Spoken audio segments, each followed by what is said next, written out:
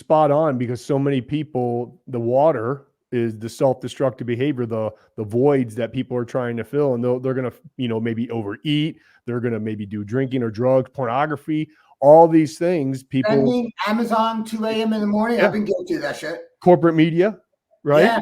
Yeah. I mean, that's an addiction. Social media. Unlimited scrolling. Look at that. We get control. We get variety. If we post, we get significance. If we post what other people like too, we get connection. Even people hate our posts, we still like. Yeah, it's real easy to slide into some of these things that seems okay, seems normal because other people are doing it, but really does a disservice to us, our families, and ultimately the summit, what we're trying to achieve for the quality of our lives.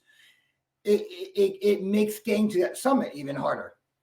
So like when people are watching right now and they're hearing what you have to say and they're starting to resonate, like, man, this guy's speaking to me. Because that's what a lot of times when people are ready for change, they're open to input more information, right?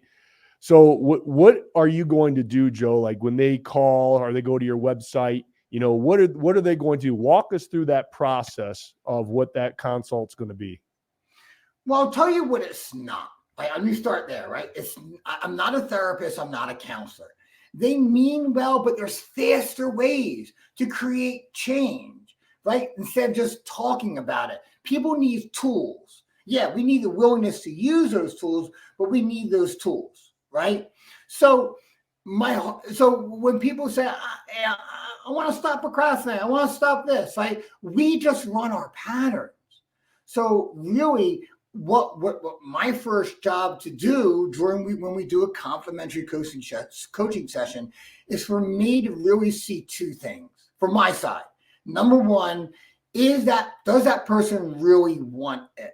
And that's not a test of desire. I don't challenge someone's desire. If I'm coaching you and you say, I want this, but I'm not doing it, I'm not going to question your desire. I might question your commitment, right? Discipline. I might challenge your strategy, but not your desire, right? So what happens is by peeling back the layers, right? I begin to see, does that person really want to be coached? Because you know this, I don't care how bad your life is. I can't get you to do something you don't want to do.